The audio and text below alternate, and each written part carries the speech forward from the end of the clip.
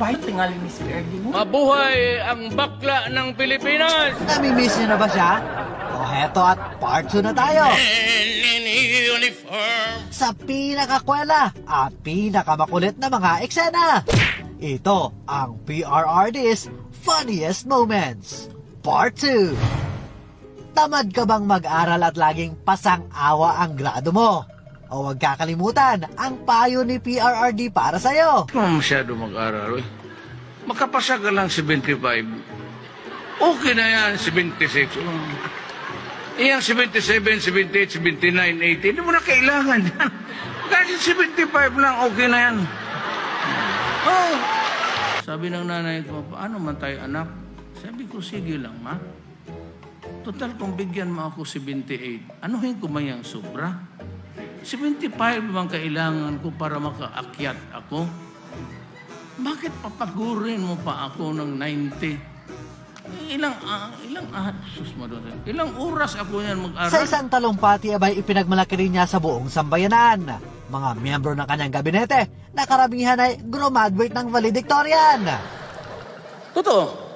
Doresa was valedictorian, pag-graduate. Puro yan sila valedictorian. Okay na sana ang kanyang mga naging litanya. Pero syempre, hindi mawawala ang twist sa kanyang mga istorya. Puro valedictorian, Kair, good lawyer, kung tignan mo. Tignan mo ang buhay. Tignan mo ang buhay. Trabahante ko lahat.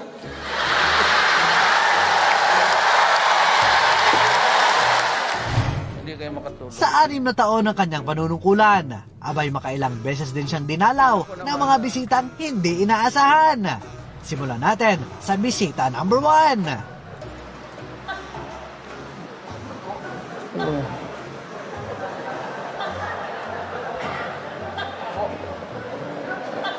Lente nga taga Bacolod neng guladala ka ng toko dito. Eto namang bisita number 2, nagpainit na sa kanyang ulo. I don't mind. Tang mo galit sa nainit ng ulo.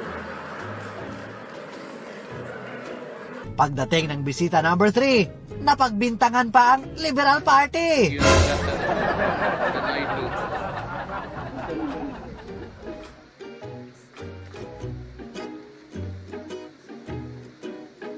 Liberal na. Sigurado na ako. Puro ka sa likod. Etong bisita number 4, ayaw yatang tantanan si Mayor. Noon pa, talagang may away na ako sa pare. Ganitong langaw na ito. Utos Manila ito. Kanina pa yan sunod na sunod sa akin. Naligo naman ako, yung mga buang.